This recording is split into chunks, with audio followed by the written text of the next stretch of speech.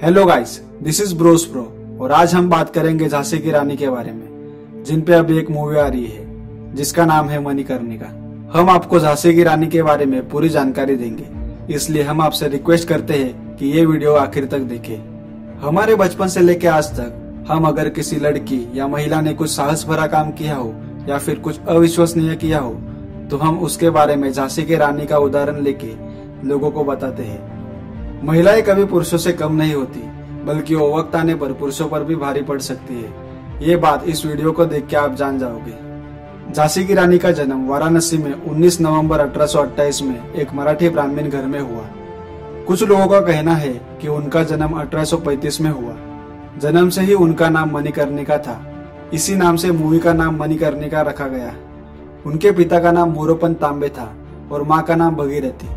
मणिकर्णिका महज 4 साल की थी जब उनकी मां गुजर गई। बिठूर के पेशवाई दरबार में उनके पिता काम करते थे। शायद इसी वजह से पेशवा ने लाड़ प्यार से उनका नाम छबीली रखा। मणिकर्णिका का शिक्षण घर पर ही होता था और उस समय बाकी लड़कियों के मुकाबले मणिकर्णिका को ज्यादा आजादी दी गई थी और शायद यही वजह रही होगी कि मणिकर्णिका को उस आजादी का महत्व मालूम था।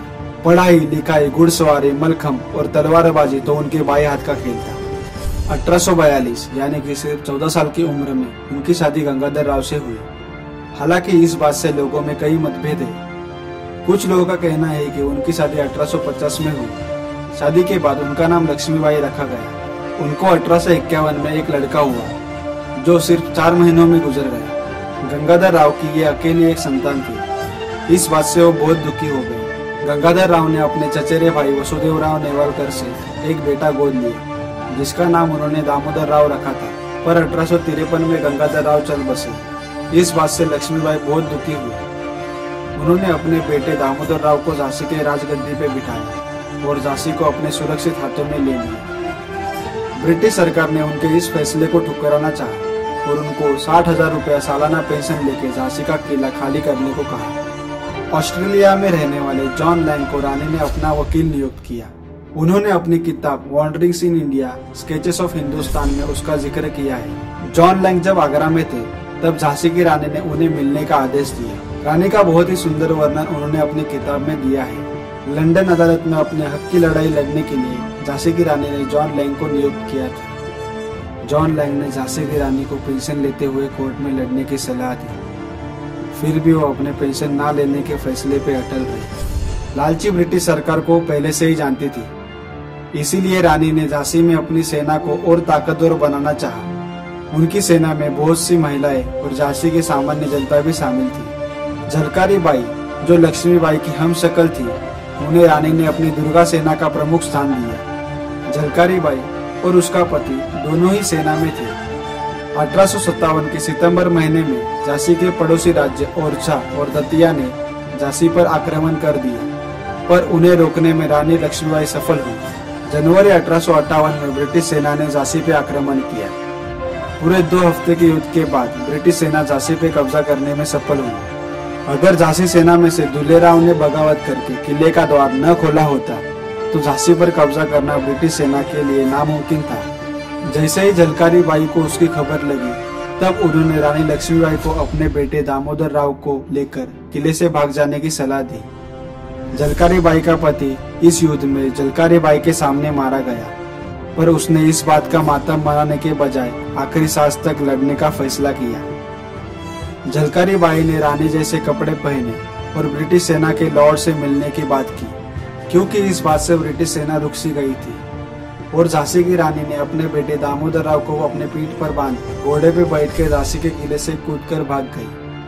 इस वजह से उनका घोड़ा, जिसका नाम बादल था, वो बुरी तरह से जख्मी होकर मर गया, पर रानी और दामोदर राव सुरक्षित थे। बाद में ब्रिटिश सेना ने झलकारी बाई को मार दिया। कालपी में रानी तात्या टोपे से मिली और 1857 के उठाव में जो भी भारतीय सैनिक थे, उनकी मदद से ग्वालियर के किले पे कब्जा कर लिया। 18 जून 1858 में ब्रिटिश सेना से लड़ते हुए झांसी की रानी को वीर गति प्राप्त हुई।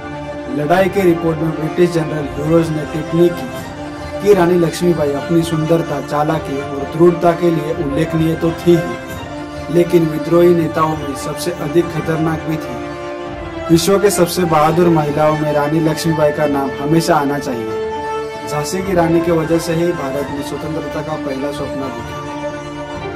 गर्व है हमें कि हम इस भारत देश के रहवासी हैं, जिसमें झांसी की रानी जैसी बहादुर वीरांगना ने जन्म लिया था। उनके मृत्यु के बाद उनके बेटे दामोदर राव को रानी की सेना ने बिठूर के राव साहब के पास भेजा। झालरापाटन के नानी खान ने उनको ब्रिटिशों के हवाले कर दिया, पर ब्रिटिशों ने उन्हें कश्मीरी गुरु मुंशी धर्मनारायण के पास शिक्षा लेने भेजा।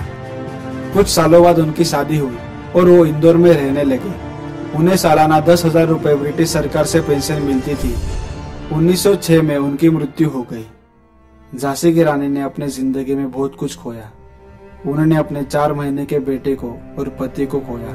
इस हालत में भी उन्होंने अपना फर्ज बखूबी निभाया। झांसी की रानी भारत के इतिहास में और भारत माँ के दिल में हमेशा अमर रहेगी, और उनके साथ अमर रहेगी उनकी ये प्रतिज्ञा, मैं मेरी झांसी नहीं दूंगी। Thanks guys for watching this video, and please subscribe our channel, like, share and comment on this video, and don't forget to press the bell icon to get notification from us.